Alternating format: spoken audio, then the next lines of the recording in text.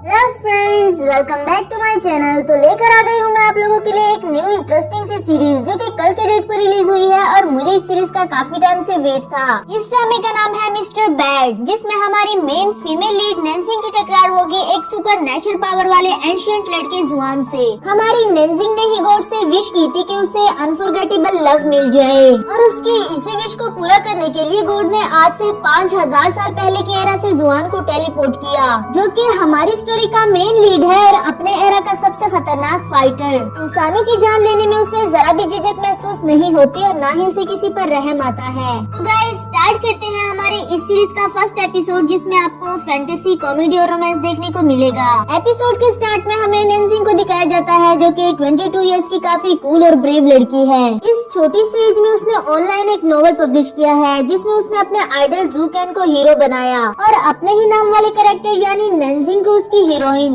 ज़ूकेन जो कि एक बहुत बड़ा नॉवल ऑथर है, जिसकी आज फैंस के साथ मीटिंग होने वाली थी। नेंजिंग भी उसका ऑटोग्राफ लेने के लिए मीटिंग में जाने ही वाली थी कि आज इतने सालों बाद उसे भी कोई लड़का मिला जो उसे फ्लर्ट करने की कोशिश कर रहा था, वरना तो आज तक किसी भी लड़के ने उससे बात तक करने की हिम्मत नहीं की। यहाँ एक चोर लड़की का बैग लेकर भागता है, जिसे हमारी नेंजिंग काफी ब्रेवली पकड़ के बुरी तरह से पीटने लगी। जिस तरह से ये चोर की हड्डियां तोड़ रही थी, वो लड़का भी देखकर भाग गया। आखिर यही तो वजह है कि आज तक किसी भी लड़के ने उससे फ्लर्ट करने की कोशिश नहीं की। नेक्स्ट सीन में नेंजिंग यही बात अपनी बेस्ट फ्रेंड को बताती है कि इतने सालों के बाद उसे एक लड़का मिला था, वो भी हाथों से निकल गया। अब तो ऐसा लगता है मैं सिंगल ही मरूंगी। खैर, इसके अलावा उसके पास एक खुशखबरी भी थी कि उसने एक्स कल्चर यानी ज़ूकेन की कंपनी में जॉब के लिए अप्लाई किया है। वो भी कोई मामूली सी जॉब नहीं, बल्कि कंपनी के प्रेसिडेंट यानी ज़ूकेन की असिस्टेंट बनने के लिए, जो कि उसका हमेशा से ख्वाब था। उसकी फ्रेंड ये बात सुनकर काफी ज्यादा खुश हो जाती है, उसे मोटिवेट करने लगी कि चाहे तुम्हारा सिलेक्शन नहीं भी होता, लेकिन तुम अपने आइडल के साथ काम करने के लिए अपनी पूरी कोशिश करना।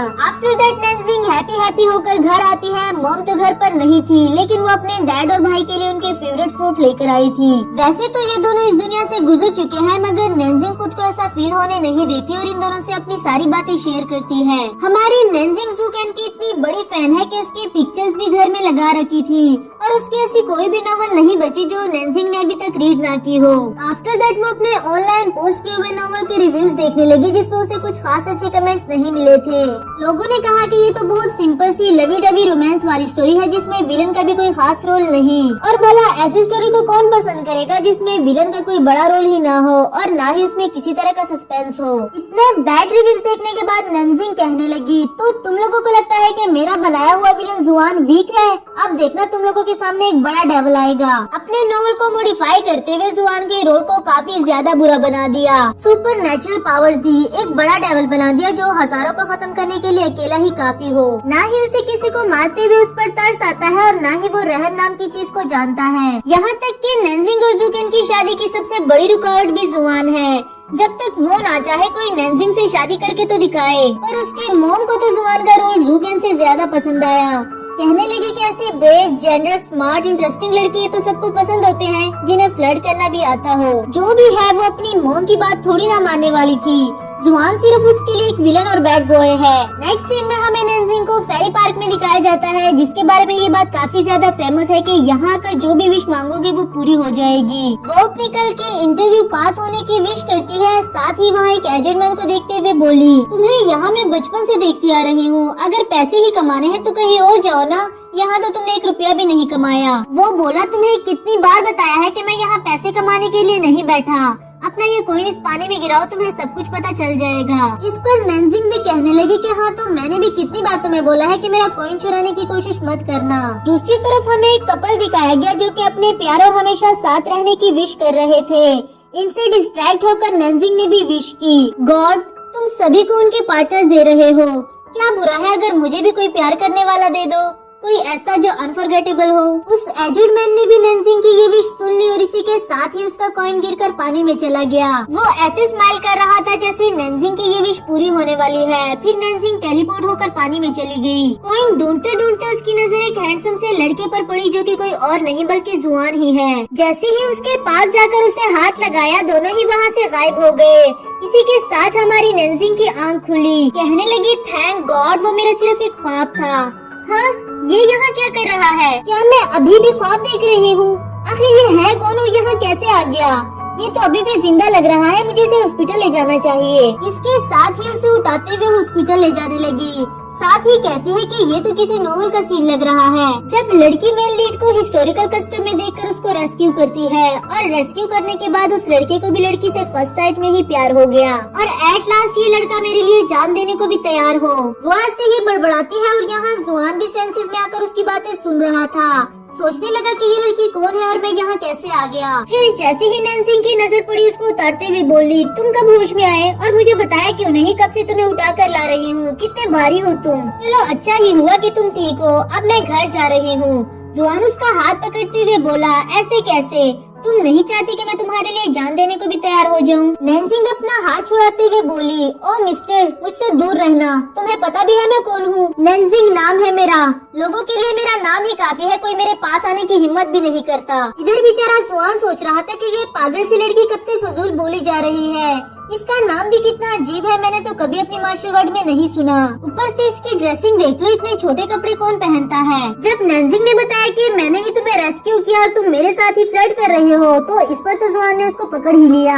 आफ्टर दैट नैन्सी उसे सारी कहानी बताती है, मगर जुआन उसका यकीन नहीं करता। कहने लगा कि ना तो मेरे कपड़े गीले हैं और ना ही मेरे बाल, फिर तुम ये कैसे कह सकती हो कि तुमने मुझे यहाँ से निकाला।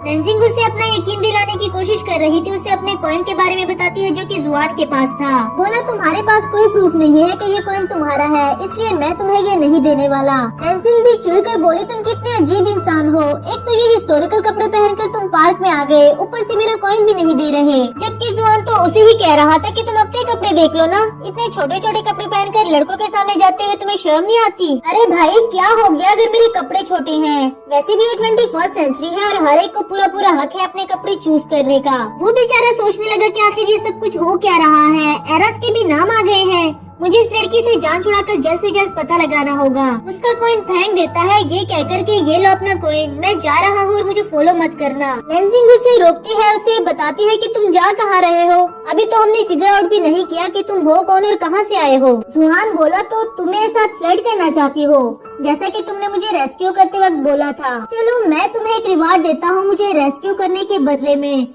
ये कहकर जुआन उसे किस करने लगा। नैन्सी बोली, नहीं नहीं, मैं ऐसा कुछ नहीं चाहती, मैं तो बस एक नॉवल का सिनेरियो इमेजिन कर रही थी। वो बैठी अपनी सफाइयाँ देती रही और इधर जुआन चला जाता है। रास्ते में जाते हुए सोच रहा था कि ये दुनिया इतनी जल्दी कैसे बदल गई। वही लड़कियां उसे रोड क्रॉस करने से रोकती है बिकॉज ग्रीन सिग्नल था। अब तो वो और भी ज्यादा कंफ्यूज हो गया। दूसरी तरफ वो एजेड मैन कॉल पर ऊंची आवाज में कह रहा था कि तुम्हें परेशान होने की जरूरत नहीं, तुम जल्दी ही उससे दोबारा मिल लोगे जिसके लिए तुम्हें यहाँ लाया गया। यानी कि वो सब कुछ पहले से ही जानता था। मगर बेचारा जुआन, उसे तो ये भी नहीं पता कि सेल्फीज किसे कहते हैं, पर लड़कियों के इंसिस्ट करने पर उसे सेल्फी के लिए मानना पड़ा। आफ्टर दैट वो हिस्ट्री की बुक्स पढ़ने के लिए लाइब्रेरी चला जाता है और सीन हमारी नैन्सी पर आता है जो काफी गुस्से में घर आई। अपनी मॉम को बताती है कि कितने बदतमीज लड़के से मेरा सामना हो गया था, अगर दोबारा मेरे सामने आए तो मैं उसको पंच कर दूंगी। आफ्टर दैट टीवी पे ज़ूकन का लाइव इंटरव्यू दिखाया जाता है जहाँ उसकी एक कुलीग भी उसके साथ थी। इधर नैन्सी की मॉम कहने लगी कि ये दोनों सिर्फ मैट्स और बिजनेस पार्टनर्स तो नहीं हो सकते, ये लड़की जरूर इसकी गर्लफ्रेंड होगी। दूसरी तरफ हिस्ट्री की काफी सारी बुक्स पढ़ने के बाद जुआन को पता चला कि वो 5000 साल पहले की एरा से टेलीपोर्ट होकर यहाँ आया है, पर क्यों आया है ये नहीं जान पाया। नेक्स्ट मॉर्निंग नैन्सी काफी फ्रेश मूड में अच्छे से तैयार होकर इंटरव्यू देने के लिए जाती है। आज उसकी लाइफ का सबसे बड़ा दिन है क्योंकि अपने ख्वाब को पूरा करने के लिए उसने अपना फर्स्ट स्टेप ले लिया है। इसके बाद हमें उससे इंटरव्यू देते हुए दिखाया गया और इसी बीच वहाँ ज़ूकेन आ जाता है। अब तो नैन्सी की जैसे सांसें ही रुक रही थी क्योंकि उसका आइडल, उसका ड्रीम बॉय उसके सामने जो बैठा है। ऊपर से ज़ूकेन ने उससे बात भी कर ली। अब तो नैन्सी के मुंह से कुछ भी नहीं निकल रहा, जबकि वो खुद से कहती रही कि मैं इतनी डरपोक तो नहीं, प्लीज कुछ तो बोलो, कुछ तो बोलो। लेकिन अच्छा हुआ कि इसके जवाब देने से पहले ज़ूकेन को वहाँ से जाना पड़ा और इसे भी रिलीफ मिला। नेक्स्ट सीन में हम ये किंग को देखते हैं जिसे नैन्सी काफी ज्यादा इंटरेस्टिंग लगी, पर उसका तो मूड ऑफ था क्योंकि उसका इंटरव्यू अच्छा नहीं हुआ। इधर बेचारा जुआन बुक्स पढ़ कर पागल हो गया है कि आखिर वो यहाँ क्यों आया, और अगर आ ही गया है तो यहाँ से वापस कैसे जाएगा, पर वो नहीं जान पाया। सीन आता है नैन्सी पर। घर आते हुए उसका हील फंस गया, इससे पहले कभी उसने हील पहने भी नहीं थे। इधर एक कपल उसे देखकर भी उसकी हेल्प नहीं करता, जिस पर वो खुद से ही कहने लगी कि तुम लोग थोड़ी देर अपना रोमांस बंद नहीं कर सकते, मेरी हेल्प कर दो ना प्लीज। इसी के साथ ही टाइम स्टॉप हो गया और उसकी ये आवाज पहुंच जाती है जुआन के पास। उसे भी कुछ समझ नहीं आई मगर फौरन से टेलीपोर्ट होकर इसके पास पहुंच आया। यहाँ एक लड़की उसे फ्री में एक फ्लावर देती है और जुआन नंजिंग को देखकर सोचने लगा कि कहीं ये सब कुछ इसकी वजह से तो नहीं हो रहा। उसके पास जाकर उसे ये फूल देता है और एक बार फिर से उसका नाम पूछने लगा। नंजिंग ने उसे अपना नाम बताया जिस पर वो कहने लगा तो तुम ही वो लड़की हो जो मुझे मेरे सवाल का जवाब दे सकती है। इसी के साथ हमारा फर्स्ट एपिसोड खत्म हुआ।